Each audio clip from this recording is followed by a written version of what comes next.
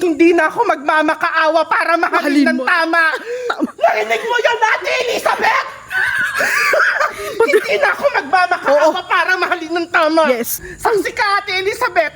Oo. Saksi ka, Ate Elizabeth. At tamang panahon, darating din yon. Oh. Ako naman ang pipiliin.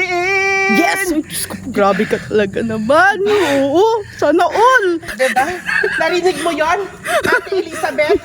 Darating din yon sa tamang panahon. Ipakita ko sa Oh, yeah. Pero paano yan? Ah. Kailan ba yung tamang panahon na yun? Magti-30 ka na eh. Tingnan mo naman. Kaya nga ako tayo pumunta dito sa sementeryo para maglabas ako ng sama ng loob tapos magagaganyan-ganyan ka. Eh, paano kasi nag-aalala ako? Kailan ba yung tamang panahon na yun? Mawawala ka na sa kalendaryo, girl. Grabe ka. Tama na nga.